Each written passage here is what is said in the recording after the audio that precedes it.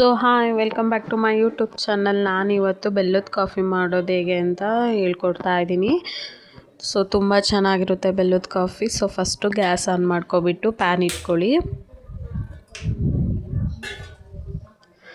ನಾವು ಯೂಸ್ ಮಾಡೋದು ಅಂಗಡಿ ಪ್ಯಾಕೆಟ್ ಹಾಲೆ, ಬಟ್ ಒಂದು ಗ್ಲಾಸಲ್ಲಿ ಹಾಕಿಟ್ಕೊಂಡಿದ್ದೆ. ಸೊ ಅದನ್ನು ಹಾಕ್ಕೊಳ್ಳಿ, ಹಾಲು ಹಾಕ್ಕೊಳ್ಳಿ.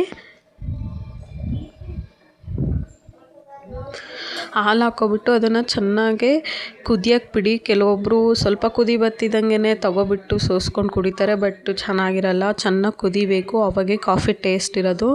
ನೋಡಿ ಹಾಲು ಎಷ್ಟು ಚೆನ್ನಾಗಿ ಕುದೀತಾ ಇದೆ ಇವಾಗ. ಸೊ ಆಫ್ ಮಾಡ್ಕೊಬಿಟ್ಟು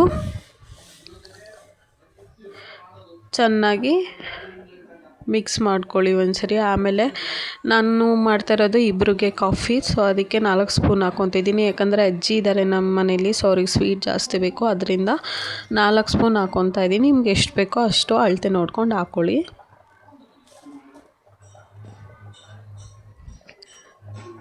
ಹಾಕ್ಕೊಬಿಟ್ಟು ಅದೇ ಸ್ಪೂನಲ್ಲಿ ಸ್ವಲ್ಪ ನೀಟಾಗಿ ಮಿಕ್ಸ್ ಮಾಡ್ಕೊಳ್ಳಿ. ಜಾಸ್ತಿ ಕುದಿಯೋವರೆಗೂ ಬಿಡಬೇಡಿ, ಮತ್ತು ಗ್ಯಾಸ್ ಆನ್ ಮಾಡಿಕೊಂಡು ಸ್ವಲ್ಪ ಕುದಿಯೋವರೆಗೂ ಬಿಡಿ, ಆಮೇಲೆ ಆಫ್ ಮಾಡ್ಕೊಬಿಡಿ. ಯಾಕಂದರೆ ಹಾಲು ಒಡೆದೋಗ್ಬಿಡುತ್ತೆ ಜಾಸ್ತಿ ಕುದಿದ್ರೆ. ಸೊ ನೋಡಿ ಇವಾಗ ಎಷ್ಟು ಚೆನ್ನಾಗಿದೆ. ಮತ್ತು ಒಂದು ಗ್ಲಾಸಲ್ಲಿ ಕಾಫಿ ಪೌಡ್ರ್ ಹಾಕ್ಕೊಳ್ಳಿ. ಇದು ನಾವು ಯೂಸ್ ಮಾಡೋದು ಎಕ್ಸ್ಟ್ರಾ ಕಾಫಿ ಪೌಡರು, ತುಂಬ ಚೆನ್ನಾಗಿರುತ್ತೆ.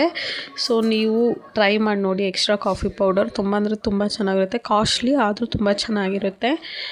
ನೋಡಿ ನಾನು ಹಾಕ್ಕೊತಾ ಇದ್ದೀನಿ ಕಾಫಿ. ನಮ್ಮ ಮನೇಲಿ ಜಾಸ್ತಿ ಕುಡಿಯೋದೇ ಕಾಫಿ, ಟೀ ಕುಡಿಯೋಲ್ಲ. ಯಾವಾಗೋ 3 ತಿಂಗಳಿಗೋ 4 ತಿಂಗಳು ಸೋಸ್ಕೊಳ್ಳಿ ಟೀ ಕುಡಿಯೋದು.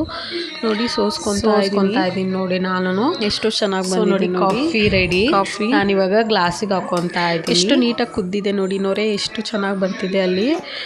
ತುಂಬ ಅಂದರೆ ತುಂಬ ಚೆನ್ನಾಗಿರುತ್ತೆ ಕಾಫಿ. ನೀವು ಒಂದ್ಸರಿ ಮನೇಲಿ ಟ್ರೈ ಮಾಡಿ ನೋಡಿ. ಕಾಫಿ ರೆಡಿ ಆಗಿದೆ. ಗ್ಲಾಸಲ್ಲಿ ಹಾಕ್ಕೊತಾ ಇದ್ದೀನಿ.